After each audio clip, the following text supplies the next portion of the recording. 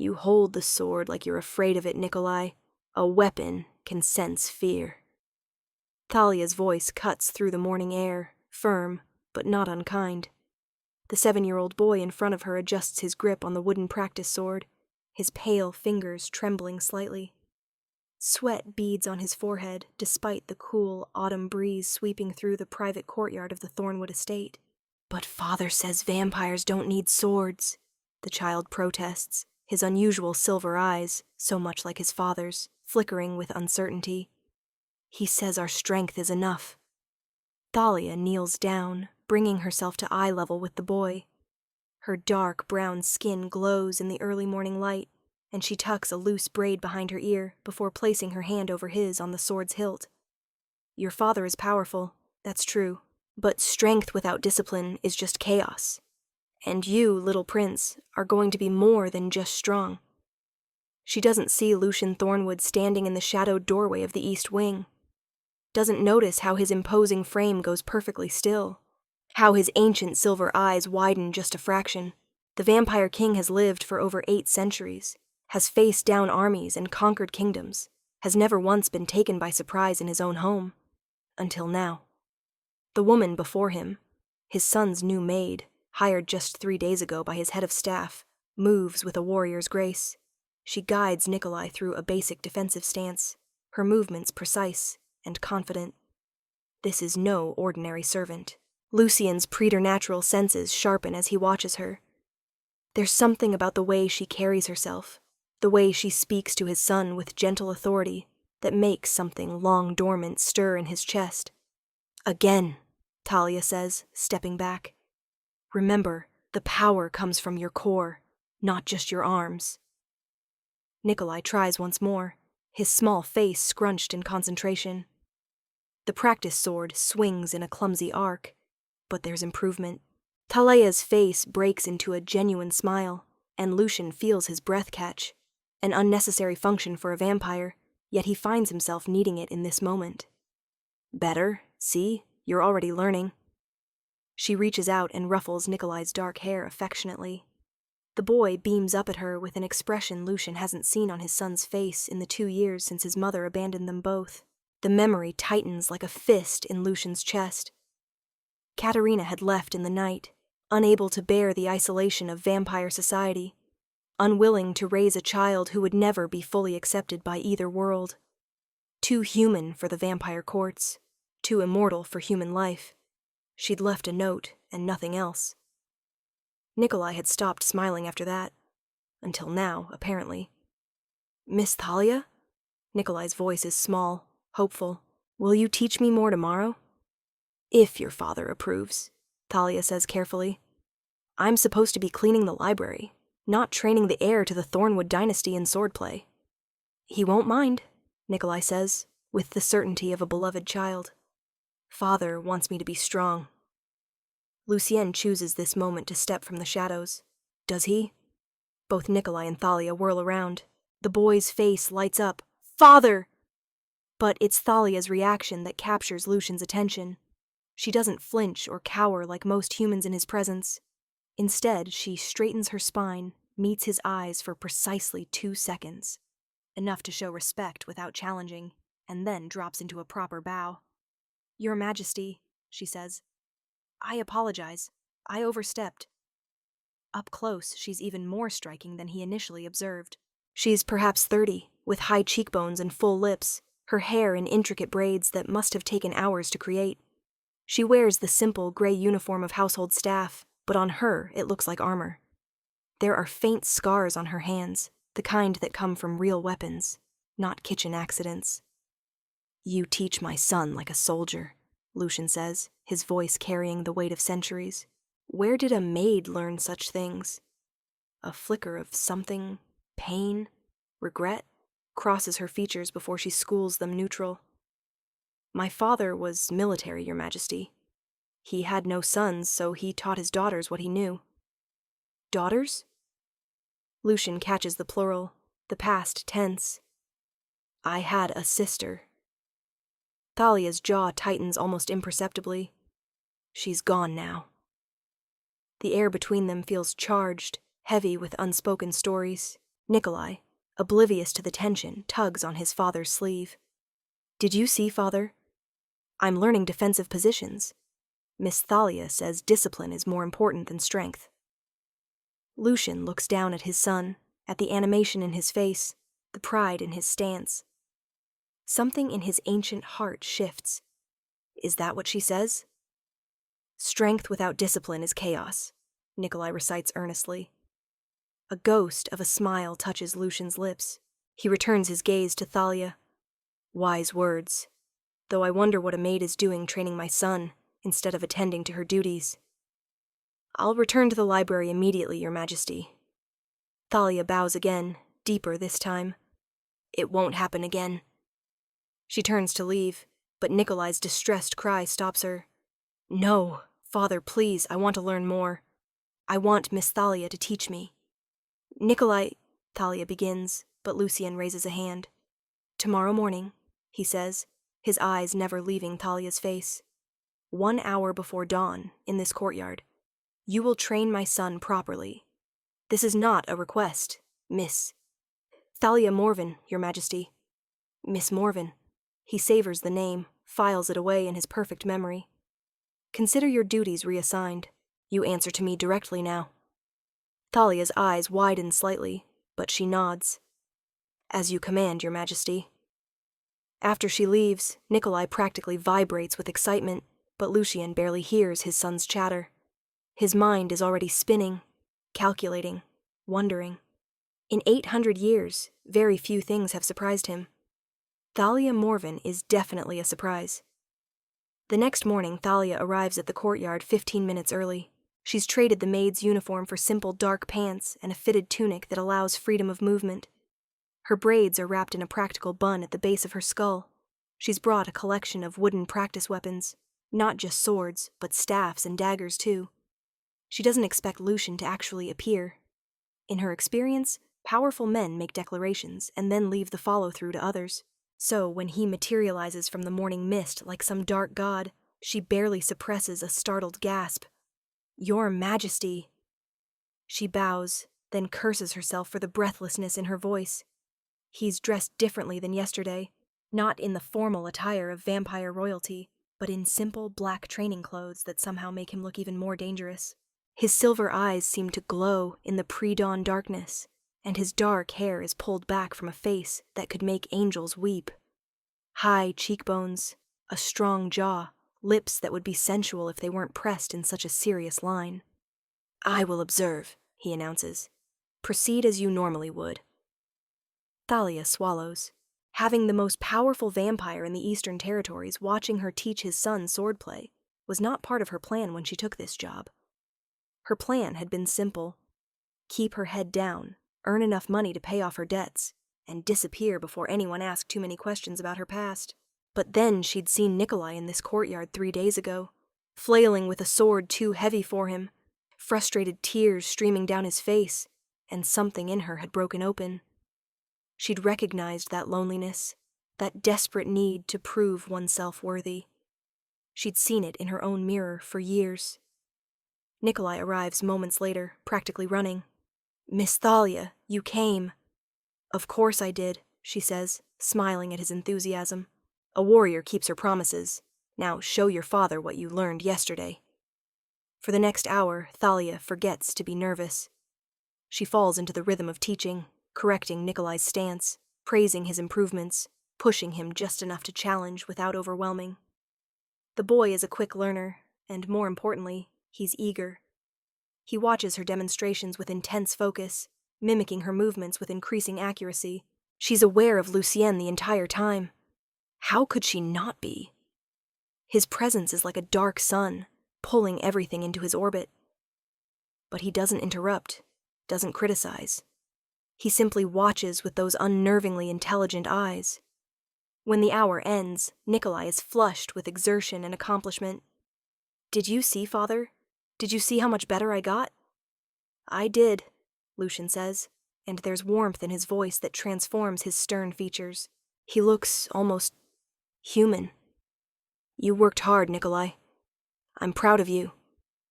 The boy glows under the praise. Thalia feels something squeeze in her chest. There's real love here, between father and son. It complicates the image she'd built in her mind of the vampire king, cold, remote, untouchable.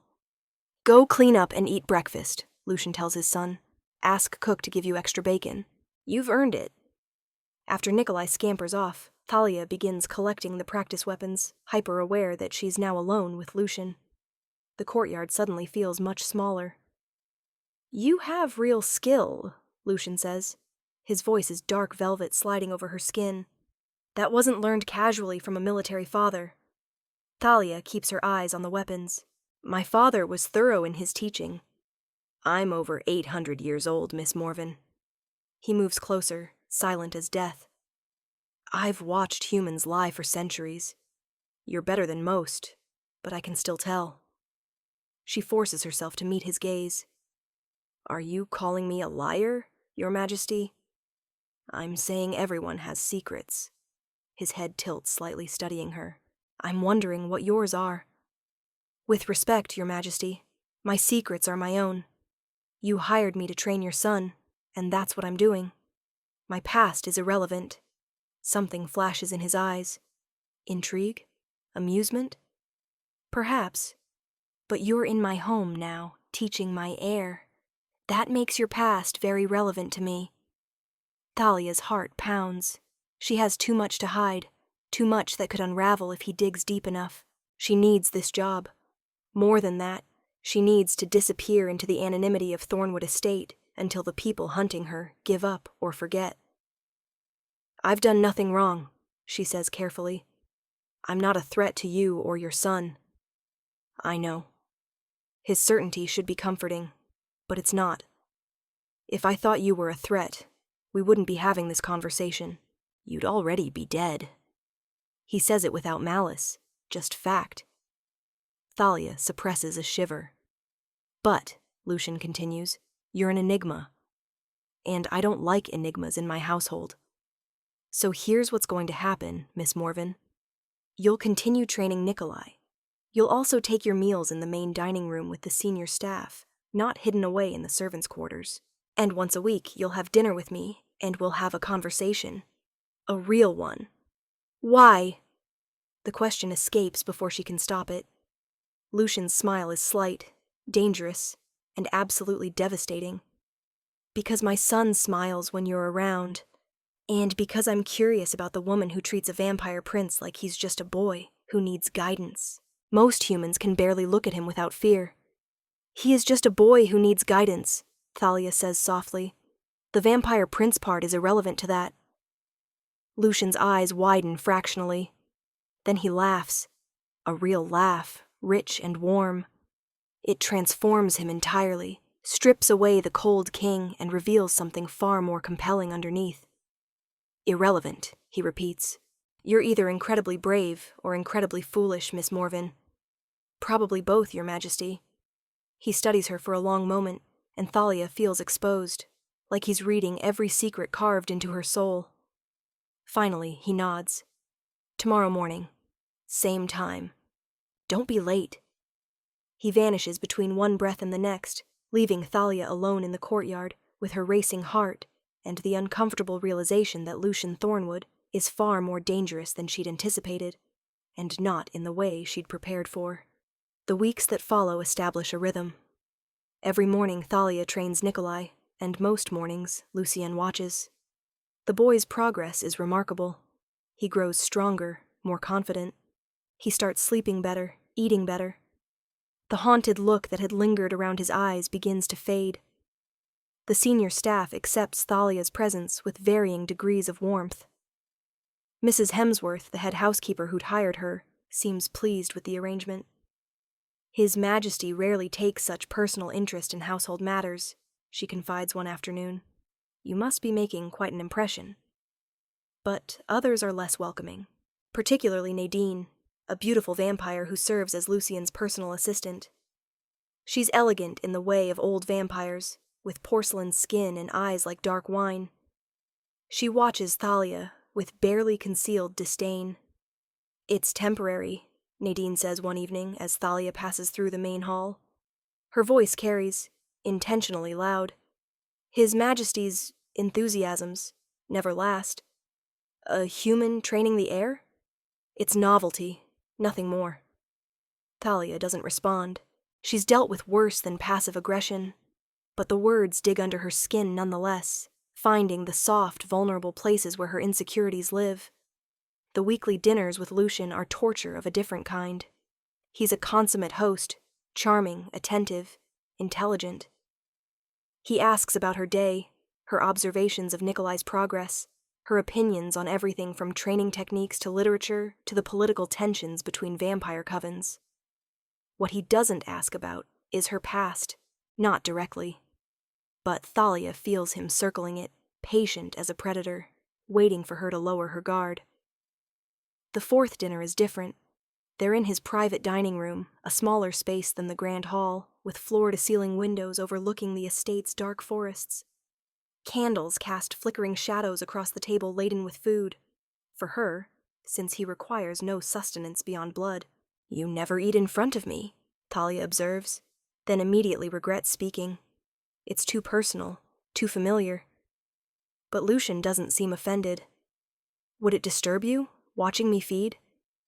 "I don't know," she admits.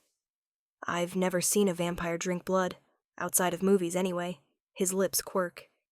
Movies rarely get it right. It's not the savage thing they portray. It can be... He pauses, choosing words carefully. Intimate, a sharing. The donor experiences pleasure, not pain, when done correctly. Heat crawls up Thalia's neck. She takes a long drink of wine to cover her discomfort. Lucian watches with knowing eyes. "Tell me about your sister," he says, shifting subjects with predatory grace. Thalia's hand freezes on her glass. "Why?" "You mentioned her the day we met. You said she's gone. I wonder what happened." "She died." The words come out flat, hard, 2 years ago. "How? Why does it matter?" "Because grief shapes us, Miss Morven, and you carry yours like armor." His voice softens, loses its commanding edge. "I know something about that. My wife left me 2 years ago. She couldn't bear what Nikolai was, what his existence meant. Half vampire, half human, belonging fully to neither world. She saw him as a mistake to escape from, not a son to love." The raw pain in his voice cracks something open in Thalia's chest. "She's a fool," she says fiercely. "Nikolai is extraordinary. He's kind and brave, and trying so hard to find his place. Anyone who can't see that..." She stops, realizing she's half standing, her hands braced on the table. Lucian's eyes are wide, surprised. Then his expression melts into something warm and wondering. "You care about him," he says. "Truly care, not just as a duty." Thalia sinks back into her chair. "Of course I do. How could I not?" Most humans fear him, fear what he represents. Even the staff who've known him since birth keep their distance. Then they're idiots too. Thalia meets his gaze squarely. "That boy has more heart than anyone I've ever met, vampire, human, or otherwise." Lucian is quiet for a long moment. Then, "My wife left because she was weak. She couldn't adapt, couldn't accept a life she hadn't chosen. You lost your sister, and it clearly broke something in you, but you're still here. Still fighting. That's strength, Miss Morven." Tears prick Thalia's eyes. She blinks them back furiously. "You don't know anything about me." "Then tell me, please." It's the please that undoes her, soft and genuine, from a king who could simply command. So she tells him, not everything, but enough. About Sarah, her younger sister by 3 years, bright and beautiful and too trusting. About the man Sarah fell in love with, charming and attentive until the day he wasn't. About the debts he'd racked up in Sarah's name, the dangerous people he'd gotten involved with. About finding Sarah's body in their apartment, a murder made to look like suicide, and knowing who was responsible but having no proof. About the man disappearing, leaving Thalia with crushing debt and the attention of criminals who didn't care which sister they collected from. "I ran," Talia says, staring at her wineglass. I fought at first, tried to clear Sarah's name, tried to find him. But I'm one woman against powerful people with long reaches. So I ran, changed my name, found work in places where no one asks questions. Like here. What's your real name? Lucian asks quietly. She looks up, meeting his eyes. I've been Thalia Morven for 18 months now. I'd like to stay her, if that's acceptable. The person I was before, she died with Sarah. Lucienne nods slowly. The people hunting you, do they know you're here? I don't think so. Thornwood Estate isn't exactly on the radar of human criminal organizations. Vampires and humans don't mix much in that world. No, Lucian agrees. They don't. He leans forward, his presence intense. You're under my protection now, Thalia. Do you understand what that means? No one touches what's mine. No one. The possessiveness in his voice should offend her. Instead, it sends a shiver down her spine that has nothing to do with fear. I'm not yours, Your Majesty. I'm just an employee. Are you? His gaze drops to her lips, then back to her eyes. Is that all you are? The air between them crackles. Thalia's mouth goes dry. She knows what he's asking, what he's offering without words. The Vampire King, interested in his human employee. It's absurd, dangerous, absolutely impossible, and she wants it with a desperation that terrifies her. I should go, she whispers. It's late. Thalia. Her name on his lips is dark magic. Don't run from this. This? She forces steel into her voice. There is no this. You're the Vampire King. I'm a maid with a fake name and a past full of corpses. Whatever you think you feel, it's just proximity. Curiosity. It will pass. She stands, backs toward the door. Lucienne rises with liquid grace but doesn't pursue. What if it doesn't pass? Then we'll deal with it when that becomes relevant. She escapes before he can respond, practically fleeing down the corridor to her small room in the staff wing. She presses her back against the locked door, heart thundering. This was not supposed to happen. She was supposed to stay invisible, uninvolved. She was not supposed to fall in love with a 7-year-old boy who needs her, and she was definitely not supposed to feel anything for his father beyond respectful fear. But when Lucian looks at her, she doesn't feel fear at all. She feels seen, understood, wanted, and that's the most dangerous thing of all. The fragile peace shatters 3 weeks later. Thalia is in the training courtyard with Nikolai, running through advanced defensive positions, when a commotion erupts from the front of the estate. Raised voices, the metallic scent of tension. Nikolai's head snaps toward the sound, eyes wide. Stay here, Thalia commands. Don't move. She runs toward the disturbance, a sick feeling building in her stomach. In the grand entryway, she finds a scene from her nightmares. 3 men in expensive suits stand surrounded by Lucian's guard, vampires all, looking ready to tear the humans apart on command. And at the center of it all stands Marcus Dalton, the man who killed her sister. He's as handsome as ever, with his calculated smile and cold eyes. He looks utterly calm despite being surrounded by predators.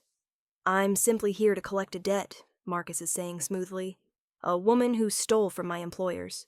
We've tracked her to this area, and I have it on good authority she's working in this household under a false name.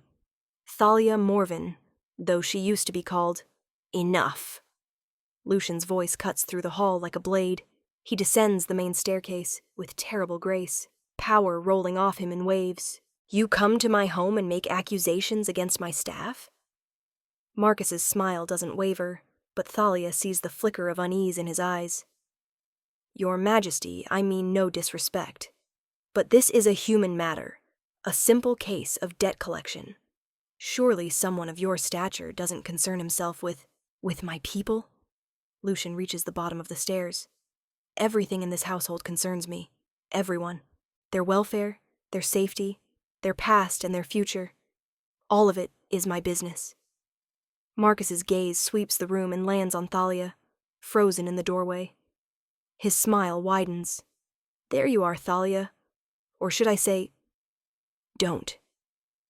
Thalia steps forward, forcing strength into her voice. Don't say her name. You don't get to speak my sister's name after what you did.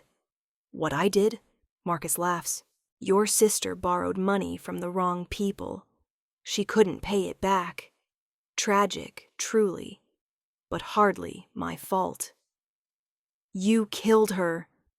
Thalia's hands clench into fists. You killed her and made it look like suicide, then disappeared with everything she had left. That's a serious accusation. Marcus's voice hardens.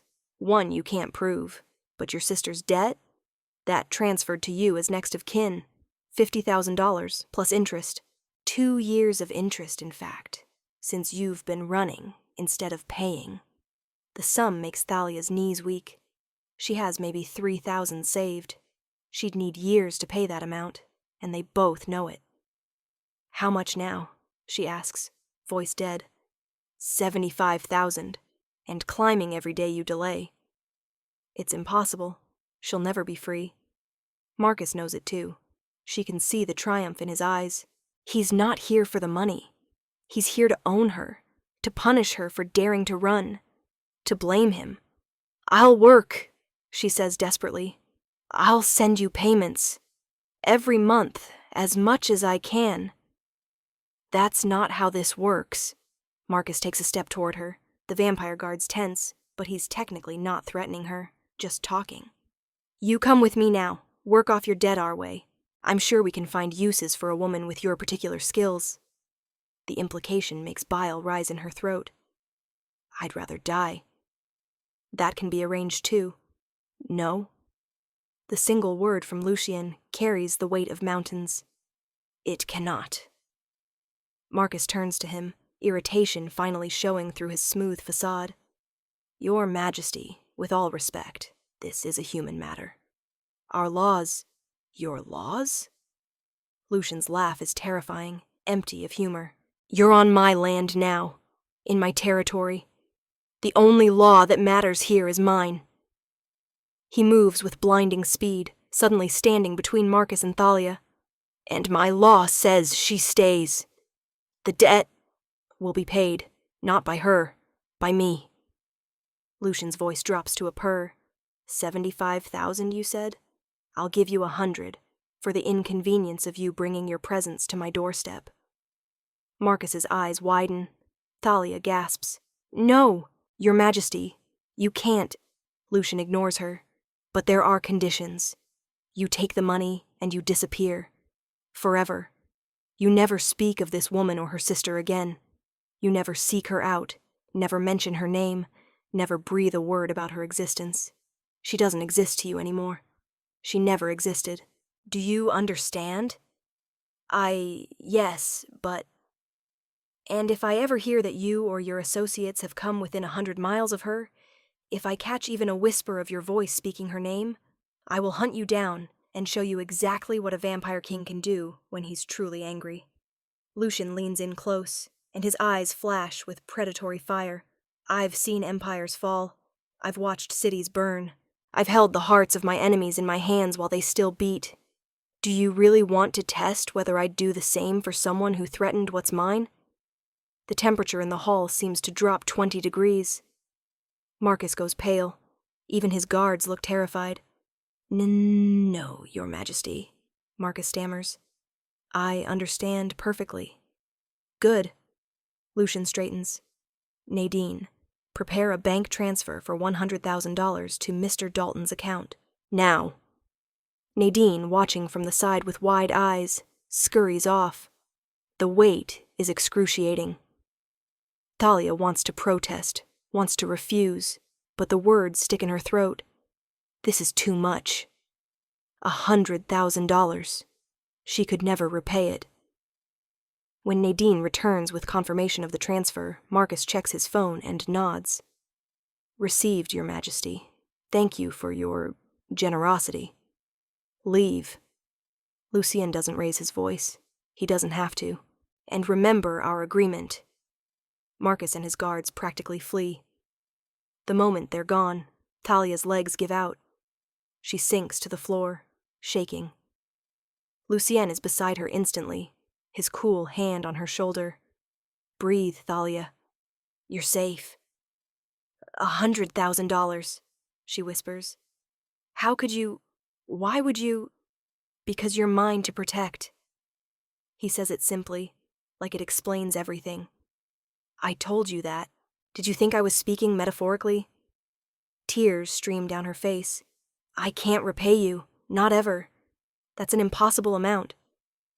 I don't want repayment. Then what do you want? She looks up at him, desperate to understand. Lucian's expression is tender, fierce, possessive all at once. I want you to stay. I want you to keep training my son, keep bringing light to his life. I want you to have dinner with me and argue about philosophy. I want you to stop running, stop hiding. I want you to be safe. That's what I want. Why? The question is a broken whisper. I'm nobody, a human with a tragic past and no future. Why would you care? Because when I see you with Nikolai, I see hope. When I talk with you, I feel something I haven't felt in centuries. Alive, engaged, challenged. His thumb brushes away her tears with heartbreaking gentleness. Because you treat my son like he matters, not like he's a monster or a curiosity. Because you're brave and strong and refuse to give up even when you have every reason to.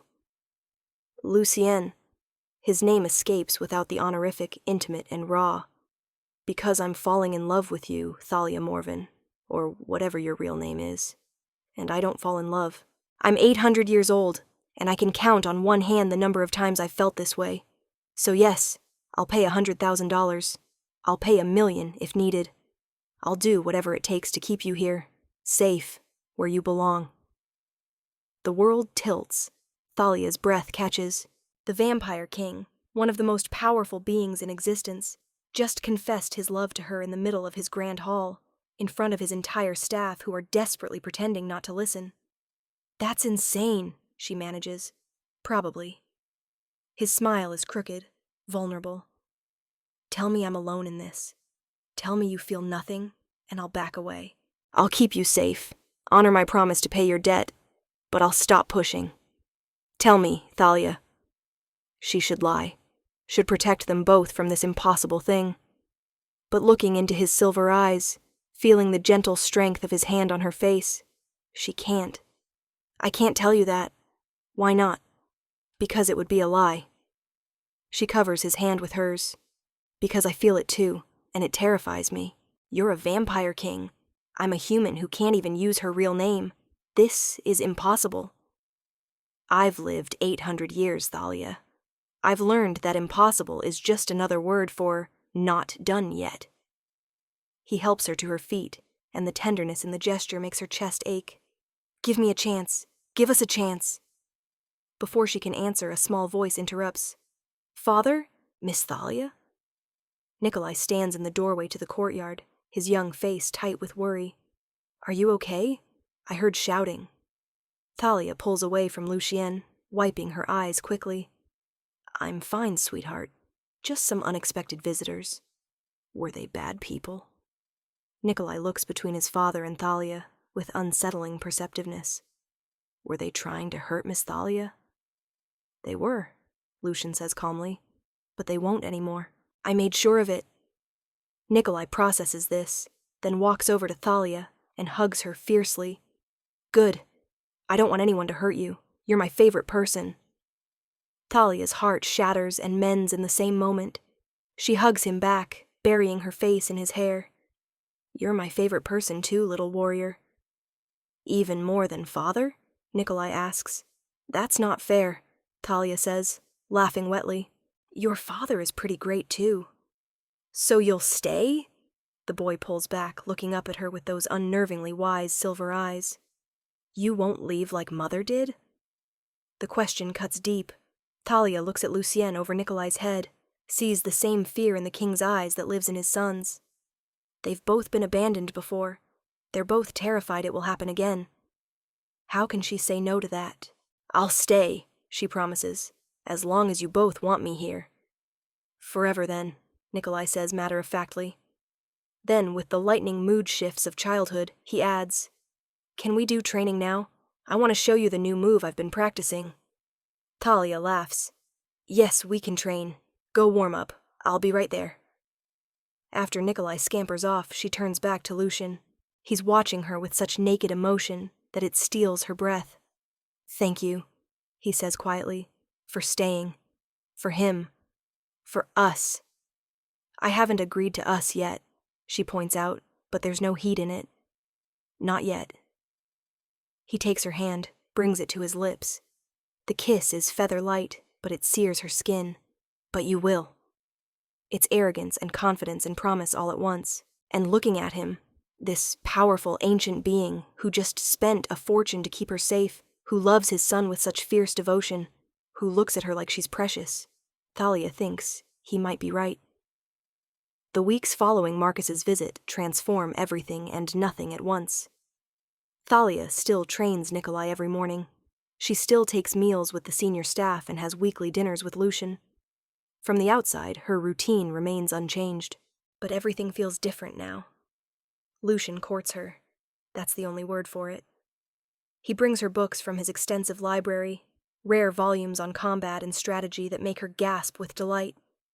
He arranges for a proper training space to be built, equipped with every weapon and tool she could need. He sends his tailor to her with instructions to create training clothes that fit her perfectly, in fabrics that move like water. He also stops hiding his feelings. When he watches her train Nikolai, his appreciation is clear in his eyes. When they have dinner, he sits closer, finds excuses to touch her hand, her shoulder. Nothing inappropriate. He's too controlled for that. But the intent is clear. He wants her, and he's patient enough to wait until she's ready to want him back. Except she already does. That's the problem. Thalia finds herself watching for him throughout the day, her pulse quickening when he enters a room. She lies awake at night, thinking about his smile, his voice, the way he looks at her like she's the answer to questions he didn't know he was asking. It's Nadine who finally pushes her over the edge, though not intentionally. The vampire corners Thalia in the library one afternoon, her expression icy. You think you're special, Nadine says without preamble. You think because His Majesty bought off your debts and lets you play warrior with the prince that you matter. Thalia closes her book carefully. I don't think I'm special. I'm just doing my job. Your job. Nadine laughs coldly. Is that what you call seducing the king? Worming your way into his affections? I haven't seduced anyone. Not yet, perhaps. But you want to. I can see it every time you look at him. Nadine leans in, her beautiful face twisted with jealousy. Let me tell you something about Lucian Thornwood. He's had countless lovers over the centuries. Beautiful vampires who understood his world, his power. You're human, fragile, temporary. Eventually you'll age and die, and he'll move on without a second thought. You're a distraction, nothing more. The words hit their mark, finding every insecurity Thalia has buried. Maybe, she says quietly. But that's between him and me, not you. I've served him for 200 years, Nadine hisses. I've been loyal, patient, waiting for him to see what's right in front of him. And then you show up, this broken human with baggage and trauma, and suddenly he can't see anyone else. It's not right. It's not fair. No, Thalia agrees. It's not fair. Not to you, not to me, not to him. Love isn't fair, Nadine. It doesn't follow rules or respect timelines. It just is. Love?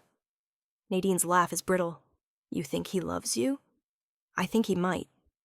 Thalia stands, faces the vampire directly. And I think I might love him too, which terrifies me because you're right about everything. I am human. I will age and die. I don't understand his world, his politics, his power. I'm completely wrong for him in every practical way. Then why?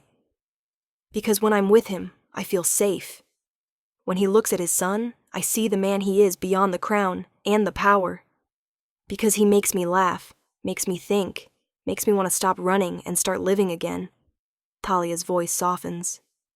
I'm sorry you're hurt, truly, but I can't walk away from this. From him. Not anymore. Nadine stares at her for a long moment, then deflates. "He really chose you," she whispers. "After all this time, he chose a human." "He chose himself," Talia corrects gently. "He chose to feel something again, to risk his heart again. I just happened to be the catalyst. That's not your failure, Nadine. It's just how it happened." The vampire nods slowly, tears shimmering in her dark eyes. Then she straightens, reclaiming her dignity. "If you hurt him or Nikolai, I'll destroy you. Slowly. King's protection or not." "Fair enough," Talia says. "If I hurt them, I'll deserve it." Nadine leaves, and Talia sinks back into her chair, shaking. The conversation has forced her to articulate truths she's been avoiding. She loves Lucien. She loves Nikolai. She wants this impossible thing, even knowing it will probably break her heart eventually. But maybe, she thinks, maybe it's worth it. Maybe some things are worth the risk of pain. That night she goes to Lucian's study without being summoned. He looks up from his desk in surprise as she enters. "Thalia? Is everything all right?" "I need to tell you something." She closes the door behind her, leans against it for support. "My real name is Thalia Kiros. I was born in upstate New York 32 years ago. My father was Marcus Kairos, ex-military, who taught me and my sister Sarah how to fight because he wanted us to be able to protect ourselves. My mother died when I was 12. Sarah died 2 years ago because of my mistake. I introduced her to the man who killed her. I've been running ever since, hiding under fake names, trying to outrun the guilt and the debt." Lucian sets down his pen, giving her his complete attention. "I've never stayed anywhere longer than 6 months," Thalia continues. "Never let anyone get close. Never let myself care about anything except survival. And then I came here, and I met your son, and I met you, and everything I've been running from caught up to me anyway. But you," her voice cracks, "you didn't just save me. You saw me, the real me, under all the lies and fear. And you decided I was worth saving anyway." She crosses to his desk, places her hands on the polished wood. "I'm in love with you, Lucian Thornwood. I don't know how to do this. I don't know if I'll be good at it. I'm probably going to panic and try to run a dozen times. But I'm in love with you, and I'm tired of pretending I'm not." Lucian rises slowly, walks around the desk until he's standing in front of her. "Thalia Kiros," he says, testing the name. "It suits you. You're not angry that I lied? You protected yourself the only way you knew how. I understand survival, Thalia. I've spent 800 years ensuring my own, and my people's. I don't fault you for doing the same." He cups her face in his hands. "And as for loving me, I've been waiting to hear those words for weeks." "Weeks?" She laughs shakily. "I've only worked here for 2 months. "I know. I fell fast and hard, like a boulder off a cliff." His thumb traces her cheekbone. "I kept trying to tell myself it was just attraction, just curiosity. But then you'd smile at my son, or argue with me about philosophy, or look at me like I'm just a man instead of a king, and I'd fall a little further. By the time Marcus showed up, I was already gone for you. The money wasn't even a question. I'd have paid 10 times that amount. 100 times. "You're insane," she whispers. "Probably." He leans in until their foreheads touch. "Is that a problem?" "No." She closes the final distance between them, pressing her lips to his. The kiss is soft at first, tentative. Then Lucien makes a low sound in his throat and deepens it. One hand sliding into her hair while the other pulls her closer, Thalia melts into him, into the solid strength of his body, into the tenderness and hunger of his mouth. When they finally break apart, both breathing hard despite only one of them needing air, Lucien rests his forehead against hers. "Stay with me tonight," he murmurs. "Not for anything more than you're ready for. Just stay. Let me hold you. Let me prove that this is real."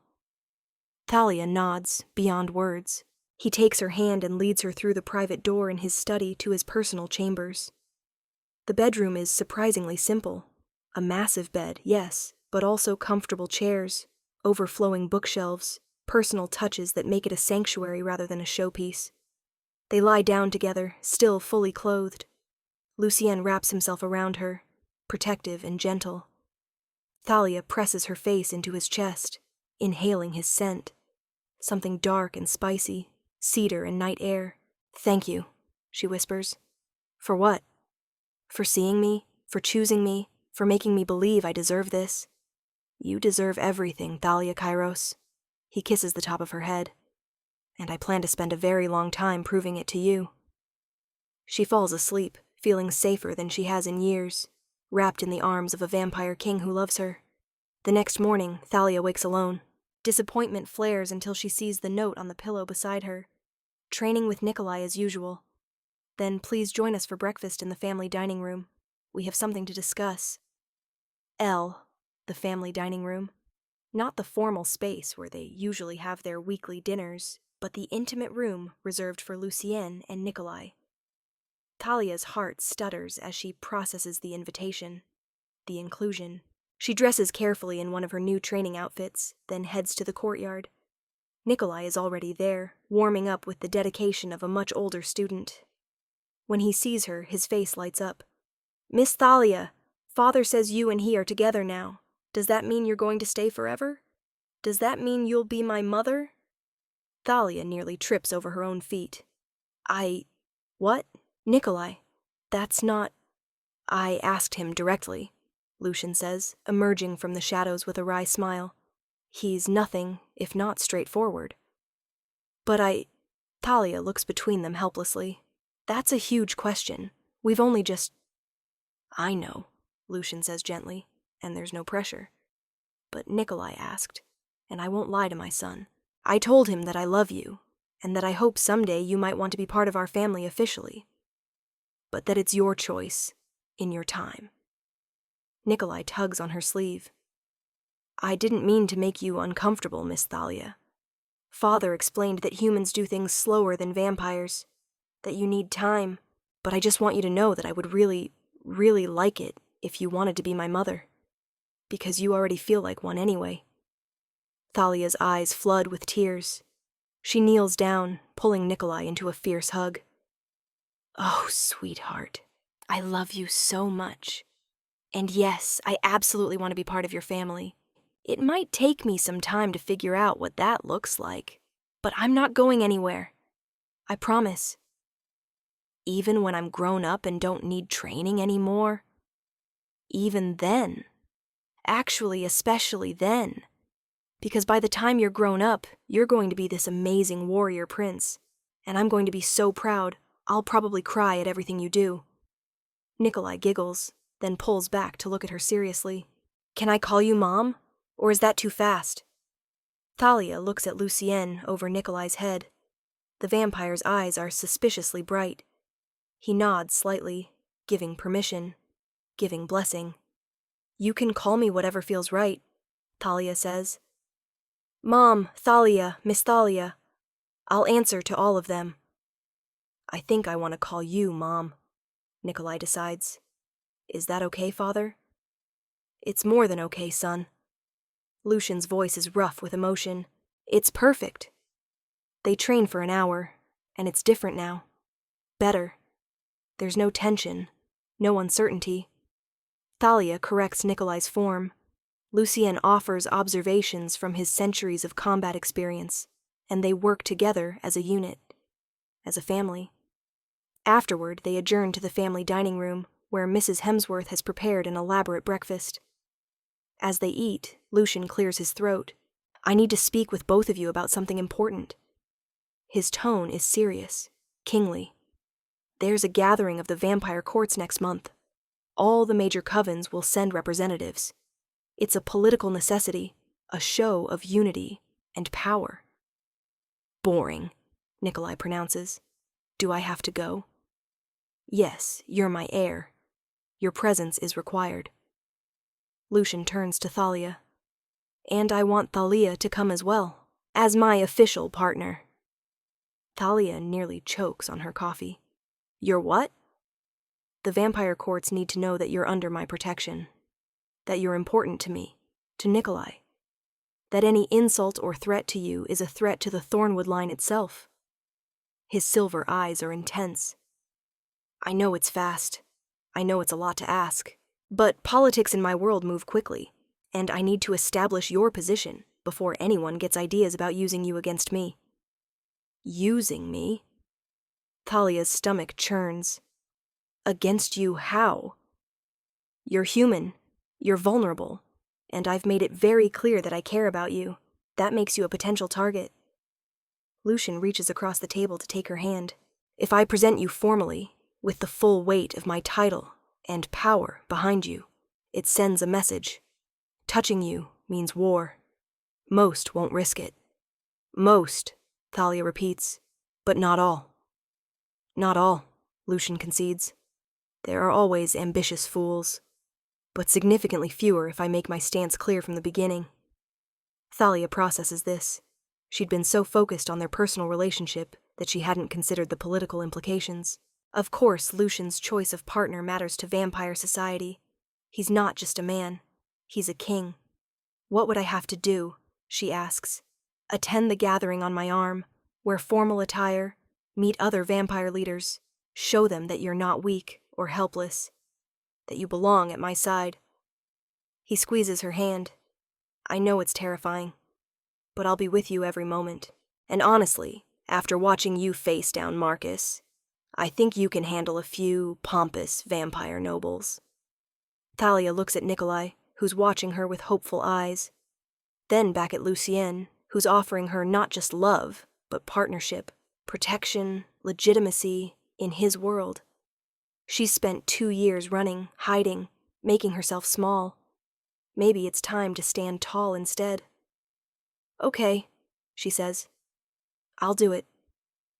Lucian's smile could light the world. Thank you. I promise you won't regret this. The next month passes in a whirlwind. Thalia continues training Nikolai, but she also begins learning the intricacies of vampire politics and protocol. Lucian tutors her personally in the evenings, teaching her which covens hold power, which leaders to watch carefully, which traditions must be observed. She meets with the estate tailor for a formal gown, not the delicate, impractical confection she'd feared, but something stunning and strategic. The dress is deep crimson, like fresh blood, with a fitted bodice and flowing skirt that allows easy movement. The back is dramatic but not vulnerable, designed to make a statement. You need to look powerful, the tailor explains, not decorative. His Majesty was very specific about that. Thalia also spends more time with Lucian privately. They grow comfortable with each other in the way of true partners, learning each other's rhythms, preferences, fears. He tells her stories of his long life, the centuries of change he's witnessed. She shares her own history, the good memories of Sarah alongside the painful ones. They kiss often, but go no further, both content to build their foundation slowly. Though the tension between them grows, an electric undercurrent that promises eventually, when they're ready, it will be explosive. Nikolai thrives on the growing stability. He calls Thalia Mom more often than not now, and the first time he does it casually in front of the staff, Thalia has to excuse herself to cry happy tears in private. The boy's confidence grows daily. He's not just learning combat. He's learning to be comfortable in his own skin, in his dual nature. Finally, the night of the gathering arrives. Thalia dresses carefully in her crimson gown, styling her braids in an elegant crown. When she looks in the mirror, she barely recognizes herself. She looks regal, powerful, like someone who belongs on a vampire king's arm. There's a knock on her door. When she opens it, Lucian stands there in formal black attire that makes him look like sin incarnated. His eyes widen as he takes her in. Thalia, he breathes, you're stunning. I'm terrified, she admits. That too, but mostly stunning. He offers his arm. Ready? No, but let's do it anyway. They ride to the gathering in Lucian's private car, with Nikolai between them in his own formal clothes. The boy is nervous but excited, chattering about which vampires he hopes to meet. His innocence is a counterpoint to Thalia's growing dread. The gathering is held in a massive estate outside the city, belonging to one of the oldest vampire covens. As they pull up, Thalia sees dozens of other cars, glimpses of elaborately dressed figures. "Remember," Lucian murmurs, "you belong here. Anyone who suggests otherwise answers to me." They enter together, a unified front. The grand ballroom is magnificent, soaring ceilings, crystal chandeliers, walls lined with centuries-old art. And everywhere, vampires. Beautiful, dangerous, watching. The moment Lucian enters with Thalia on his arm, conversations halt. Every eye in the room turns to them. His Majesty King Lucian Thornwood, an announcer calls, Prince Nikolai Thornwood, and Lady Thalia Kairos. Lady, the title sends a shock through Thalia. Lucian hadn't mentioned that, but she keeps her spine straight, her head high, as they descend into the room.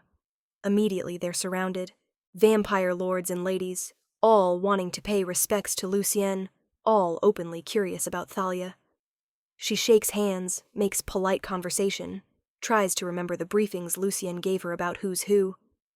Most are cordially polite, a few are openly skeptical, and one, Lord Corvain, leader of a powerful northern coven, is outright hostile. "A human?" He doesn't bother hiding his disdain. "Really, Lucian, I expected better. This is the mother of your heir?" "Thalia is my partner," Lucian says coolly. "And yes, Nikolai has chosen to call her mother. Is there a problem, Corvain?" "Only that you're weakening our entire species by legitimizing this relationship." Corvain's gaze rakes over Thalia dismissively. "She's mortal. Fragile. What message does it send when the Vampire King chooses a human over his own kind?" "It sends the message that I choose for myself, not to please you or anyone else." Lucian's voice drops to a dangerous purr. "But if you'd like to question my judgment further, we can discuss it in a more private setting." The threat is clear. Corvain backs down, but not before shooting Thalia a venomous look. "She'll be dead in a blink, Lucian. Human lives are mayflies to us. Don't forget that." He stalks away. Thalia realizes she's shaking. Nikolai presses close to her side, and she instinctively puts a protective arm around him. "He's just jealous," Nikolai whispers. "Because you're better than anyone he could find." Thalia manages a smile, but Corvain's words echo in her head. She'll be dead in a blink. It's true. Even if she and Lucienne have decades together, it's nothing to an immortal. Eventually he'll watch her age, sicken, die. Is she being selfish, accepting his love when she can only give him a fraction of a lifetime in return? The evening continues. More introductions, more political maneuvering. Thalia holds her own, but the weight of curious and judgmental eyes is exhausting. Finally, there's a break for refreshments. Lucian gets pulled into a conversation with several coven leaders, and Thalia finds a quiet corner to breathe. That's when a woman approaches. She's vampire, obviously, with the timeless beauty they all possess. But her expression is kind. "Lady Thalia, I'm Isadora Crane. I wanted to introduce myself." Thalia shakes her hand warily. "It's nice to meet you." "I heard what Corvain said earlier. He's an ass. Excuse my language. I wanted you to know not all of us feel that way." Isadora smiles warmly. "My wife is human. We've been together for 40 years. Talia's eyes widen. "Your wife?" "Meredith. She's back at our estate. Doesn't enjoy these political circuses. But yes, we're married. Happily. And before you ask the question I can see forming, yes, we've discussed the mortality issue. Extensively. Doesn't it hurt, knowing you'll outlive her by centuries?" Isadora's expression softens. "Every single day. But here's what I've learned. Love isn't less valuable because it's temporary. If anything, it's more precious. I could have lived for a millennia without ever meeting Meredith, safe and untouched and utterly alone. Instead, I have 40 years of laughter, partnership, and joy. When she's gone, I'll have those memories for the rest of my existence. That's not a loss. That's a gift. Tears prick Thalia's eyes. What if he regrets it? After I'm gone? What if he regrets never having loved you at all? Isadora counters gently. You can't protect people from grief by denying them joy. Lucien has lived 800 years. He knows what he's choosing. Trust him to make his own decisions about what's worth the pain. Thank you, Thalia whispers. I needed to hear that. I thought you might. Isadora squeezes her shoulder. You're stronger than you think, Lady Thalia, and you're exactly what Lucien and that sweet boy of his need. Don't let small-minded fools like Corvain make you doubt that. After Isadora leaves, Thalia feels steadier. The evening continues without further incident, though she's increasingly aware of Corvain watching her from across the room, his expression calculating. Finally, mercifully, the gathering ends. They return to the car, Nikolai falling asleep almost immediately. Lucien pulls Thalia close. You were magnificent, he murmurs. Every person in that room could see your strength, your grace. You made me proud. Corvain hates me, Thalia says. Corvain hates change. Don't give him power over you. Lucien kisses her temple. You belong with us. The rest is just noise.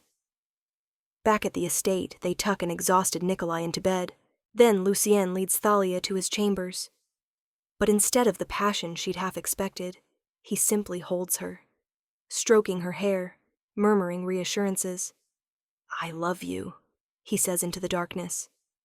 For however long we have, whether it's 50 years or 500, I love you, and I'll never regret this choice. Promise. Her voice is small. Promise. He tilts her face up, kisses her softly. You're worth everything, Thalia Kiros. Don't ever doubt that. She falls asleep in his arms, feeling safer and more loved than she ever thought possible. A week later, disaster strikes. Thalia is in the training courtyard with Nikolai when she hears shouting from inside the estate. Multiple voices, urgent and afraid. She tells Nikolai to stay put and runs inside, her combat instincts flaring. In the grand hall, she finds chaos. Mrs. Hemsworth is on the ground, bleeding from a head wound. Several guards are unconscious. And in the center of it all stands Lord Corvain with a squad of vampire warriors. Where is he? Corvain snarls at a terrified Maid. Where's the half-breed? Nikolai. He's talking about Nikolai. Thalia's blood turns to ice. She backs slowly toward the door, praying Corvain hasn't seen her. She has to get to Nikolai, has to protect him until Lucien... Where is Lucien? His Majesty is at the council meeting across the city, one of the guards says through gritted teeth. You'll never get away with this, Corvain. By the time he returns, I'll be long gone. The boy, too. I'm going to teach Lucien a lesson about keeping his bloodline pure. Half-breeds have no place in vampire society. Corvain's smile is vicious. When I'm done, Lucien will understand the cost of his human pet. Rage floods Thalia, hot and cleansing. She steps into the hall. You want the boy? You go through me first. Corvain turns, sees her, laughs. The human, how convenient. I'll kill you slowly. Leave your body for Lucien to find. A message about choosing weakness. Try it, Thalia says flatly. She's unarmed, outnumbered, facing immortal predators. She should be terrified. Instead, she's coldly, perfectly calm. This is what her father trained her for. This is what every scar, every lesson, every moment of discipline prepared her for. Protecting the people she loves. Corvain gestures to his warriors. Bring her to me. Don't kill her yet. I want to take my time. 3 vampires rush her. Thalia moves like water, using their speed against them. She's not strong enough to fight them directly, but she doesn't need to be. She redirects, unbalances, exploits the fact that they're underestimating her humanity. The first vampire goes down when she uses his own momentum to slam him into the marble column. The second she trips and sends sprawling. The third actually manages to grab her, but she twists, breaks his hold with a pressure point technique, and delivers a blow to his throat that leaves him gasping. It won't stop them for long. Vampires heal too fast. but it gives her time to grab a fallen guard's ceremonial sword. Now she's armed. Now it's a fight. Corvain's smile fades. Interesting. The pet has claws. I'm not a pet, Thalia says. I'm a mother protecting her child. There's a difference. She engages the vampires again, and this time it's different. The sword evens the odds, lets her threaten real damage. She's fast, precise, using every trick her father taught her. Blood, black vampire blood, spatters the marble floor. But there are too many. A blow catches her ribs, cracking bone. Another slices across her shoulder. She's slowing, weakening, but she doesn't stop. Can't stop. Then Nikolai's voice. Leave my mom alone! No. No. Thalia's head whips around. Nikolai stands in the doorway to the courtyard, holding his practice sword, his young face set with determination. Nikolai, run! Thalia screams, but Corvain is faster. He blurs across the room and grabs the boy by the throat, lifting him off the ground. Nikolai struggles, gasping. Drop your weapon, Corvain orders Thalia, or I snap his neck. Thalia freezes. The sword falls from her nerveless fingers. Better. Corvain smiles. Now I think we'll... He doesn't finish. A blur of darkness and rage crashes into him with the force of a battering ram. Lucian has arrived, and he's not a king anymore. He's fury, incarnated, primal, and terrifying. He rips Nikolai from Corvain's grasp, sets the boy down gently. Then he turns on Corvain, with eyes that glow like molten silver. You touched my son, Lucian says, his voice inhuman. You hurt my partner. You invaded my home.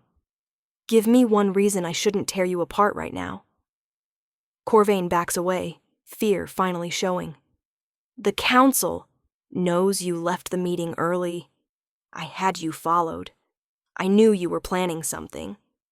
Lucian advances with predatory grace. Did you really think I wouldn't protect what's mine? She's human, Corvain shouts desperately. The boy is an abomination. You're destroying our way of life. My way of life. My choices. My family. Lucian's hand shoots out, faster than sight, and closes around Corvain's throat. And my justice. Father, wait. Nikolai's small voice cuts through the rage. Don't kill him! Lucian looks at his son, surprise flickering across his features. If you kill him, you're just proving that we solve things with violence, Nikolai continues, with wisdom beyond his years. Mom says discipline is more important than strength. That means controlling yourself even when you're angry. Lucian's eyes find Thalia, who's leaning against the wall, bleeding but alive. She nods slightly. A wise woman, Lucian says. He doesn't release Corvain, but the killing intent lessens fractionally. You're right, son. We're better than this. He addresses Corvain coldly. You're banished from my territory. Forever. Your coven will be stripped of its council seat. You get to live, but you lose everything else. And if I ever see you again, Nikolai's mercy won't save you a second time. He throws Corvain across the room with contemptuous ease. The disgraced lord scrambles up and flees with his remaining warriors. The moment they're gone, Lucian is at Thalia's side. Gods, you're hurt! Why didn't you run? Why did you fight? Because he was after Nikolai. Thalia manages a pained smile. What else was I going to do? You could have died. Lucian's hands shake as he examines her injuries. You're human, Thalia. You can't fight vampires. Just did, she points out, pretty successfully considering. Nikolai crashes into both of them, wrapping his arms around Thalia's waist. You were amazing, Mom. You fought them all. Language, Thalia says automatically, then laughs at the absurdity of correcting his grammar when she's bleeding all over the marble. The laugh turns into a gasp of pain. I'm getting you to a healer, Lucian says. Now. The next hours blur together.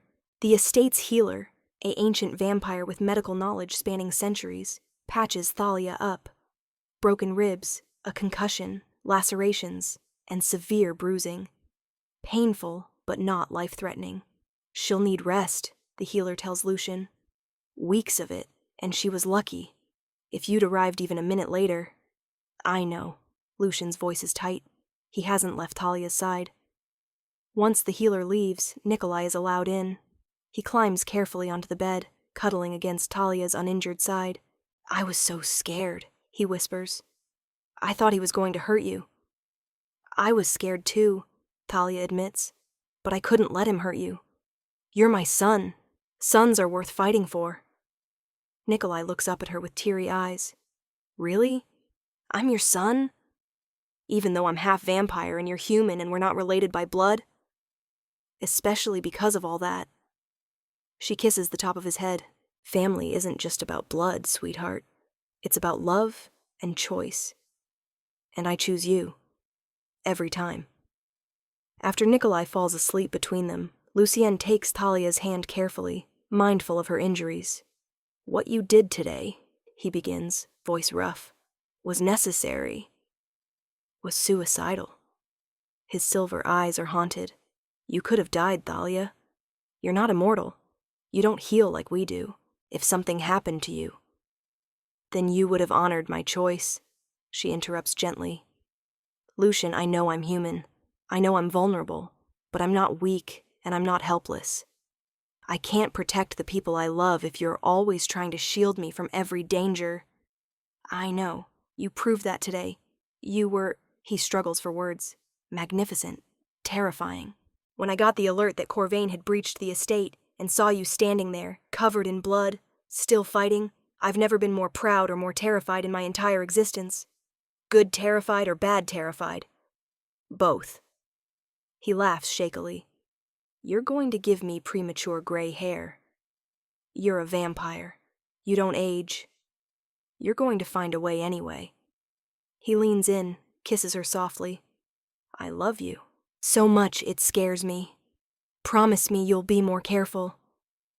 I promise to be as careful as the situation allows, Thalia compromises. But I won't promise to hide or be passive.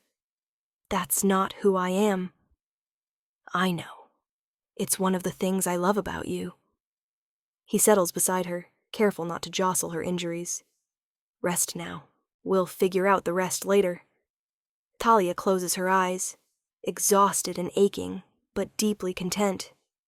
Her son, and he is her son now, fully and completely, sleeps peacefully beside her. The man she loves watches over them both with ancient, protective eyes. This is family.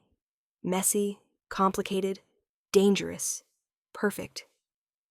3 months later, Lucian calls a press conference. Not just for Vampire Society, but for human media too. It's unprecedented, and speculation runs rampant.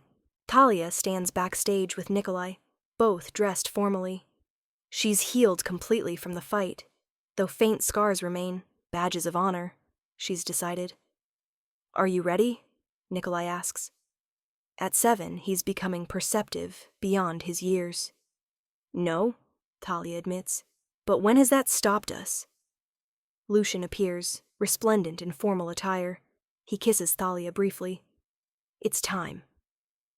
They walk onto the stage together, facing an audience of cameras and journalists, human and vampire both.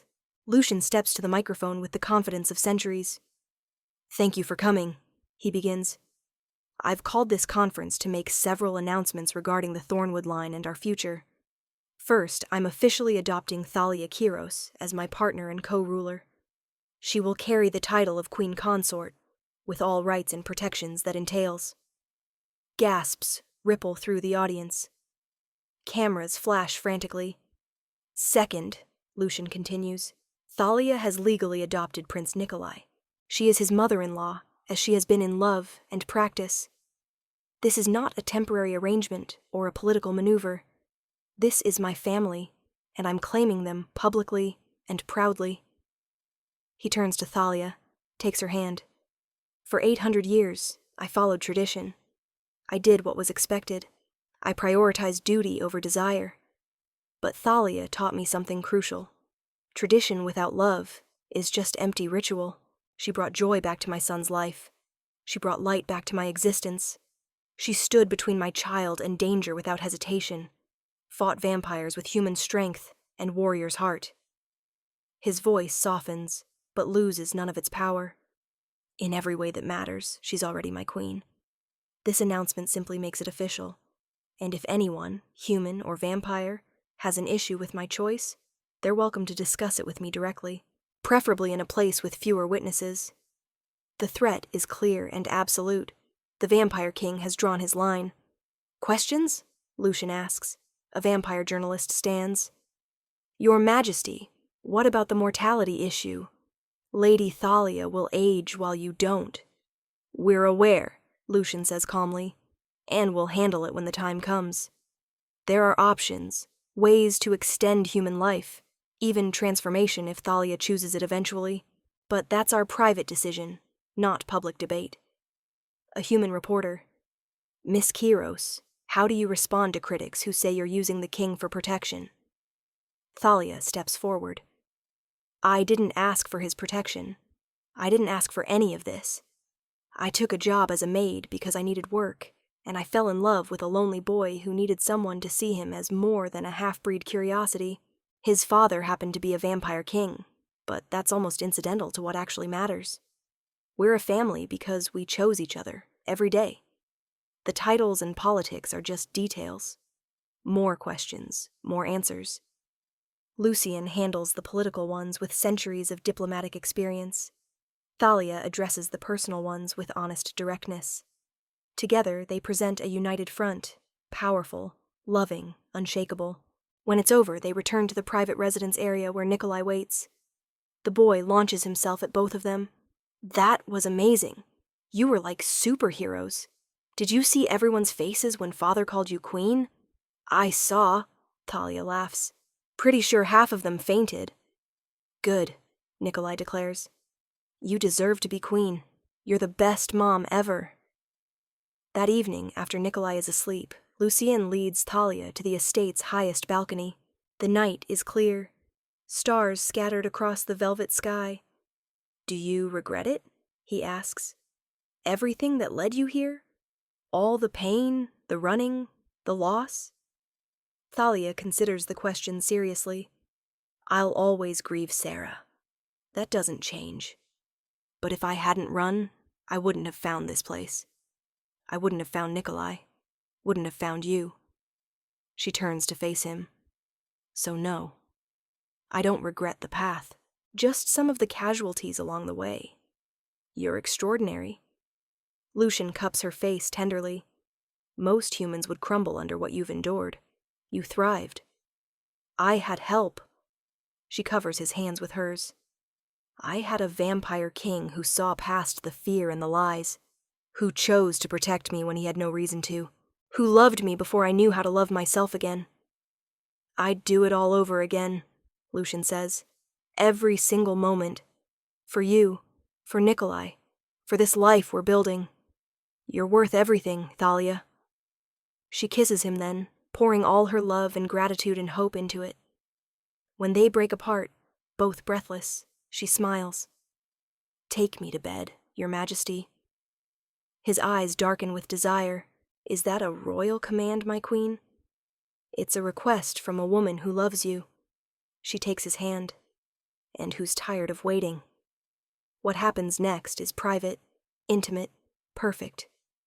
Two souls finding each other in the darkness, claiming and being claimed, building something beautiful from the ruins of their pasts. Later, wrapped in each other, Lucian traces patterns on her skin. I never thought I'd have this again, he admits quietly. Family, partnership, love. After Katerina left, I thought I was done.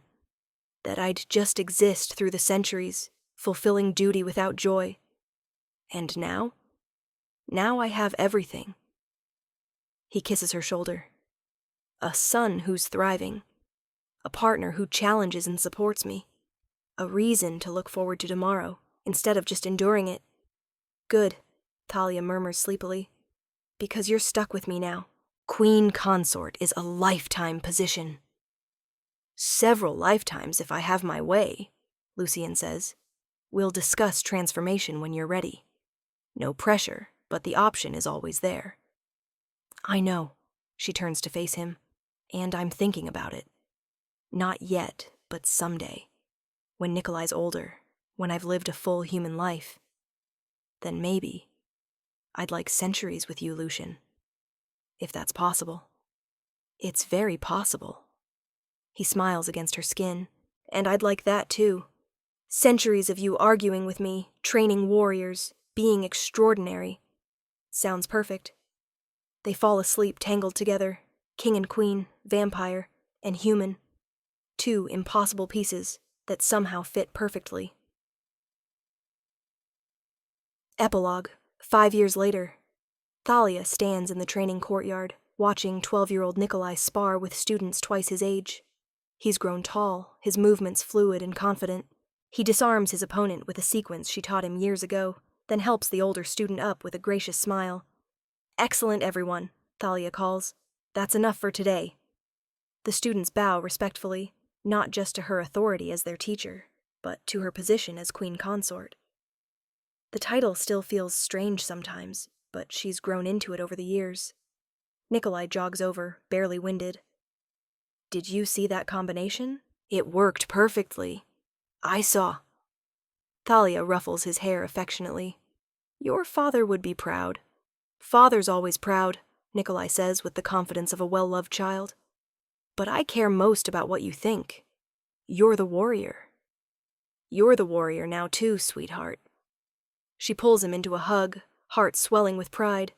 "You've surpassed my skills in some areas." "Only because you're a good teacher." He pulls back, studies her face. "Mom, you look tired. Have you been sleeping enough?" Thalia smiles at his concern. "I'm fine, just busy. The new training program is taking a lot of energy." It's true, she's expanded her role beyond just training Nikolai. Now she runs a full combat academy for both vampire and human students, teaching them to work together, to respect each other's strengths. It's revolutionary work, breaking down centuries of separation. It's also exhausting, but deeply fulfilling. Lucian appears in the courtyard doorway, and even after 5 years, Thalia's heart still skips. He's as devastating as ever, though his smiles come easier now, the hard edges softened by happiness. "There you are," he says.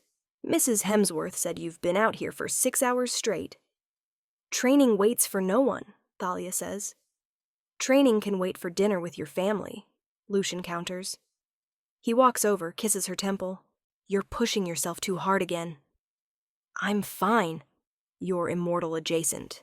Not immortal," he reminds her gently. "You still need rest, food, sleep, all the inconvenient human requirements." "Immortal adjacent?" Thalia laughs. "What does that even mean?" "It means we've been together 5 years, and your aging has slowed significantly." Lucian's eyes are warm. Happens with humans in long-term relationships with vampires. You're not transforming, but you're not exactly baseline human anymore either. You've probably added decades to your lifespan just from proximity. Decades. This is news to Thalia. At least. Maybe a century, if the pattern holds. He cups her face. "Plenty of time to decide if you want full transformation eventually." "No rush." Nikolai groans. "Are you two going to be mushy again? Because I can leave." "Stay," Thalia laughs. "And yes, we're going to be mushy. Deal with it." They walk back to the main house together, a family in every sense that matters. In the dining room, the table is laden with food. Human food for Thalia and Nikolai, who eats both regular food and blood as a half-vampire. As they eat, they talk about their days, make plans for the weekend, argue affectionately about nothing important. It's domestic and normal and perfect. After dinner, Nikolai excuses himself to do homework. Lucian leads Thalia to their private chambers, where he's prepared a bath. "You didn't have to do this," Thalia protests, even as she sinks gratefully into the hot water. "I wanted to." Lucian sits beside the tub, trailing his fingers through the water. "You take care of everyone else. Let me take care of you." So she does. Lets him wash her hair, massage her sore shoulders, simply be present and attentive. It's intimate without being sexual, connecting without demanding. "I love you," she says quietly, in case I don't say it enough. You say it constantly. Lucian's smile is soft. In words, in actions, in the way you love our son, in the way you've built this life with me. I feel it every single day. Good. She reaches up, pulls him down for a kiss. Because you're stuck with me for the foreseeable future. Decades, apparently. Decades minimum, he agrees. Centuries if I have my way. Eternity if the universe is kind. Eternity sounds nice, Thalia muses. Think we'll get bored of each other? Never. Lucian's certainty is absolute. I've lived over 8 centuries, Thalia. I know what's rare, what's precious. This, us, what we've built together. This is once in a lifetime. Once in several lifetimes, actually. She pulls him into the bath, formal clothes and all, laughing at his surprised expression. They kiss like teenagers, playful and passionate, getting water everywhere and not caring. Later, dried off and tangled in bed, Lucian whispers against her skin, "Thank you." For what? For staying. For choosing us. For being brave enough to build something beautiful out of all the broken pieces. He kisses her shoulder. For being you. Thalia turns in his arms, meeting his ancient silver eyes. Thank you for seeing me. For protecting me when I needed it, and trusting me to fight when I didn't. For giving me a family. For loving me exactly as I am. Always, Lucian promises. In this life and whatever comes next, I choose you. Every time. Every time, Thalia echoes. Outside their window, the stars wheel through their ancient patterns. Somewhere in the house, Nikolai sleeps peacefully, secure in the knowledge that he's loved and protected. The future stretches ahead, full of possibility and promise. Thalia closes her eyes, wrapped in her vampire king's embrace, and thinks about the path that brought her here. All the pain, the loss, the fear, all the running and hiding and desperate survival. It was worth it. Every terrible moment was worth it to end up here, in this place, with this family. She's no longer the frightened woman with a fake name and crushing debts. She's Thalia Kairos, queen consort of the Thornwood line. She's a warrior, a teacher, a mother. She's loved fiercely and loves fiercely in return. She's found her home at last, not in a place, but in the hearts of the vampire king and his half-breed son who saw past her fear to the strength beneath. And she'll spend the rest of her life, whether it's decades or centuries, proving that they were right to choose her. Because she chose them right back. And that choice, that love, changes everything. The end.